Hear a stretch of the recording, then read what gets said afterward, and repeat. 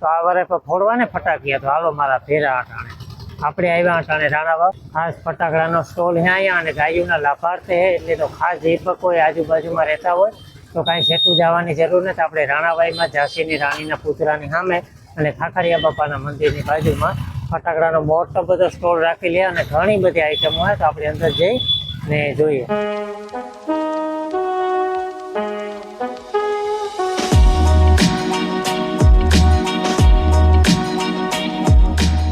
તો ફટાકડાની શરૂઆત કરીએ તો તમે જુઓ આથી લાઈન આખી એક છે ખરાબ ફટાકડામાં. મને તો અડધાના નામ જ નથી આવડતા. મોટા નાના બધાય ફોડે હગી એવા તમને છે ને ફટાકડા મળી જાય.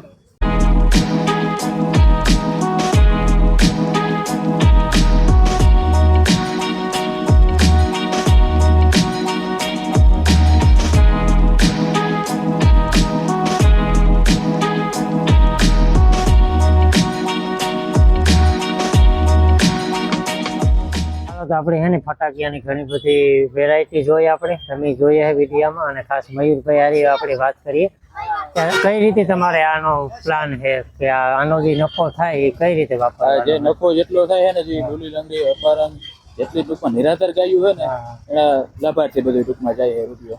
તો એ ખરેખર બહુ સારું કહેવાય કે આ જેટલા પણ લાભ મળે ને આખે આખો આપણે નિરાધાર ગાયોને લાભ મળે. તો આમાં આપણે આમ તો સેવા 5-10 રૂપિયાની કદાચ ન કરી શકીએ, પણ આ ફટાકિયાની ખરીદી કરીએ તો આપણી પર ઘણી બધી પુણ્ય મળે.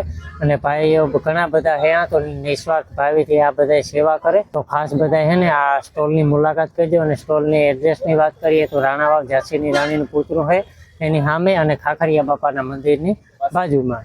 તો જે કંઈ આજુબાજુમાં કોઈ રહેતા હોય તો ક્યાંય સેટું જવાની જરૂર નથી. આપણે રાણાવાઈમાં જ આ સ્ટોલ અવેલેબલ છે. અને ભાઈએ વાત કરી પ્રમાણે કે જેટલી પણ નિરાધાર ગાયો છે ને એની સેવા માટે જ આ બધો પૈસો વાપરવાનો છે.